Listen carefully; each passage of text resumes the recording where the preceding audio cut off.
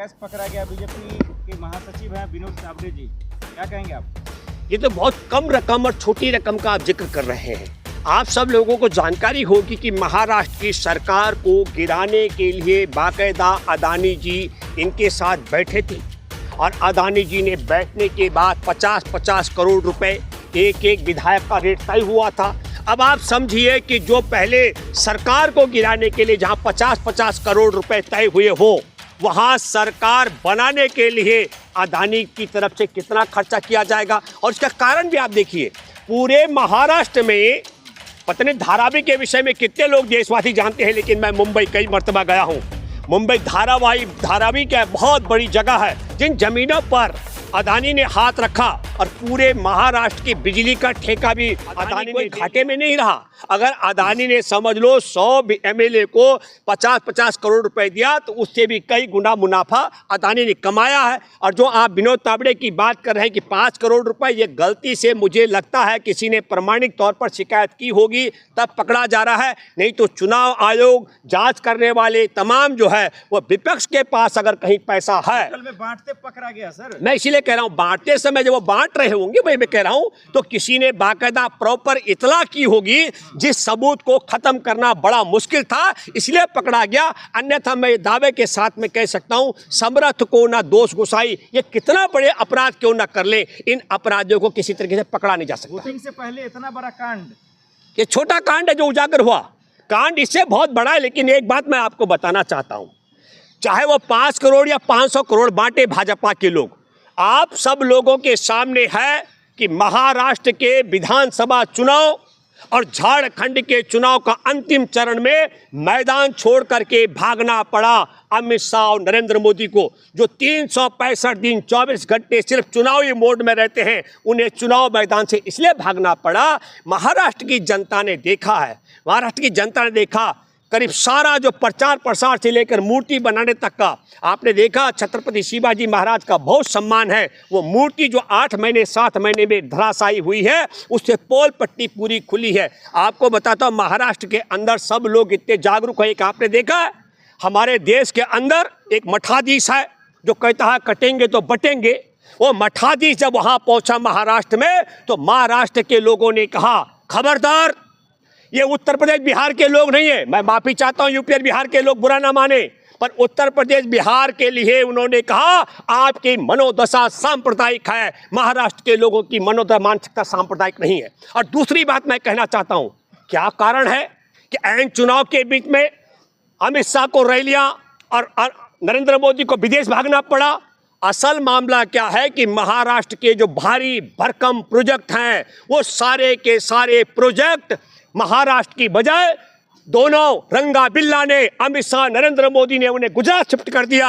इसलिए महाराष्ट्र में तो आपने देखा है, अजीत पवार ने कहा कि भाई आपके आने से वोट कम हो रहा है, आप आते हैं तो वोट कट रहा है। अमित शाह की शकल से नरेंद्र मोदी की शकल देखने के बाद महाराष्ट्र के लोग जो वोट देना भी चाहते थे, उन्होंने वोट इनके खिलाफ करना शुरू किया।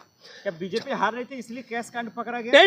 नहीं, कैश कांड इसलिए पकड़ा गया, हार तो रही है भाजपा, इसीलिए तो मैदान से अमित शाह नरेंद्र मोदी चुनाव छोड़ के मैदान से भागे हैं। हार रही है ये बात तो है, वो इसलिए पकड़ा गया कि वहां पर कोई ऐसा ईमानदार आदमी भी था जिसने, मुझे लगता है कि इसकी लाइव वीडियो बना करके वो जो सबूत खत्म नहीं किया जा सकता था, ऐसा सबूत उसने जांच कमेटियों आयोग को भेजा, जो व्यवस्था है इस पूरे मामले में चुनाव आयोग की जो टीम है उसके पास भेजा होगा, जिस सबूत की अनदेखी कर पाना उनके लिए असंभव है।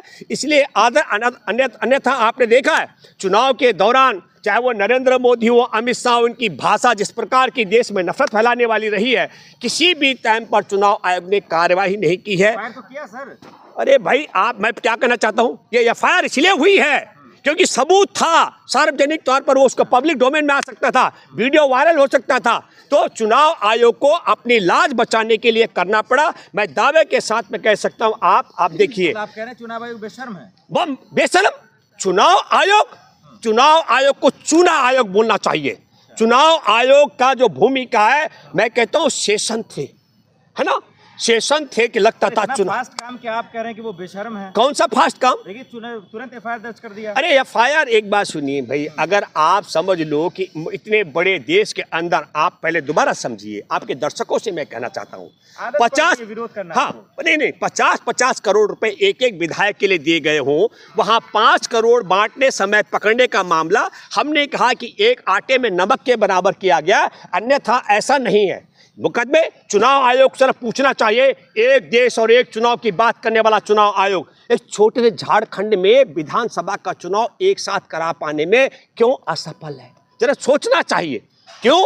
क्योंकि आप योगी और मोदी और अमित शाह की सुविधा के मुताबिक तय करेंगे कि कितनी सीटों पर चुनाव कब कराना है, वो चुनाव में प्रचार में कब आएंगे। गिरफ्तारी नहीं हुई है। नहीं, एक बात सुनिए, पहले मैं आप जो कहना चाह रहे हैं, मैंने कहा मुकदमा दर्ज हुआ, गिरफ्तारी जांच का एक प्रक्रिया का एक हिस्सा होता है, तत्काल आनंद थाना। मोदी जी बचा रहे गिरफ्तारी से? हाँ, अगर विपक्ष का होता तो इमीडिएटली गिरफ्तार होता। अरे भाई आप देखिए, आपने देखा है कि उद्धव ठाकरे का भी पूरा जांच पड़ताल चेकिंग की गई। आपने देखा है कि राहुल गांधी झारखंड में उनको उड़ने नहीं दिया, उनको मीटिंग में लेट कराने का काम किया गया। तो फिर क्या हुआ कि अमित शाह ने कहा कि मेरी भी जांच पड़ताल कर लीजिए, है ना। मैं आपको बताता हूं कि सैया भैया कोतवाल तो फिर डर का है कि मैं आपके माध्यम से एक बात बताना चाहता हूं, तो मेरे बिल्कुल बात मन में रहती है। 2002 के दंगों के बाद जनता कमीशन में 2 ईमानदार जज, जस्टिस अय्यर और जस्टिस सामंत ने देशवासियों से क्या अपील की थी? देशवासियों से अपील की गई थी कि जहां आपने मोदी और अमित शाह को पहुंचा दिया, इससे ऊपर मत पहुंचाना, उससे ऊपर पहुंचाओगे तो देश के लिए बहुत बड़ा खतरा होने वाला है। ये बात मैं इसलिए भी आपके माध्यम से कहना चाहता हूं, आप देखते होंगे कि टीवी चैनल पर हमारे विदेश मंत्री का रोज आता है कि साहब जहां हम 2020 तक जाते थे, है, मैं बात कर रहा हूं चीन बॉर्डर की, वहां तक हमको अनुमति दी जाए। किस बात के लिए? गश्त करने के लिए। और चीन गश्त करने की अनुमति नहीं दे रहा है। तो जिसके राज में, सुनिए, जिसके राज में हमारे 15 जून 2020 का जिक्र कर रहा हूं, 20 जवानों की चिताएं जल रही थी और 76 अधमरे तड़प रहे थे, तब मोदी ने भी कहा था न कोई पैसे से वोट खरीदा जा रहा था।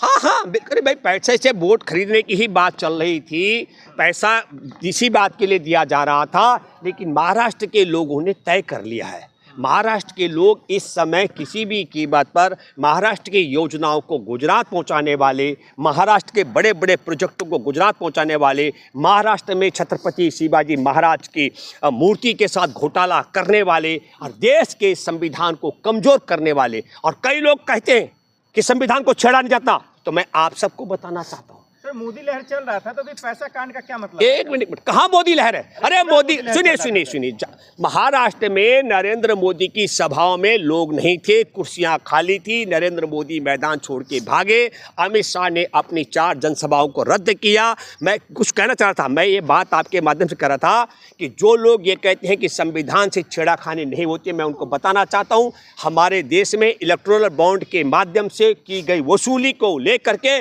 सुप्रीम कोर्ट की संवैधानिक बेंच ने कहा यह असंवैधानिक है। जो हमारे देश में संविधान भी अनुमति नहीं देता है, ये काम, ये गिरोह, मैं गिरोह की बात करूंगा, दोनों सरगना जो हैं इसके रंगा बिल्ला, वो करते आए हैं। इसलिए ये पैसा बांट करके भी महाराष्ट्र में चुनाव जीत पाएंगे, इसकी संभावना दूर। पैसा बट रहा, कोई जिम्मेदारी नहीं ले रहा है। जिम्मेदारी देखिए, जिम्मेदारी कौन लेगा?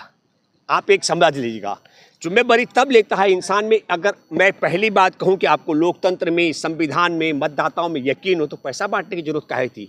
अगर ये सब होता तो नरेंद्र मोदी और अमित शाह को चुनाव मैदान से भागने की क्या जरूरत थी? यही तो कारण है कि महाराष्ट्र की जनता इनको सुनना पसंद नहीं कर रही है, देखना पसंद नहीं कर रही है, इसलिए इनकी मजबूरी है मैदान छोड़ करके भागने की। विधायकों को खरीदने के लिए पैसा इकट्ठा किया जा रहा था? नहीं, देखिए अभी तो पहले देखिए, वो तो आप समझिए कि जो उद्धव ठाकरे की सरकार को गिराने के लिए, आप सबको मालूम है कि बाकायदा अदानी ने बैठ करके, अभी तय देखिए, ये सरकार भाजपा की नहीं है, ये सरकार आरएसएस की नहीं है, इसको अदानी तय कर रहा है किसको एमएलए बनाना है, किसका सरकार गिराना है, किसको बचाना है।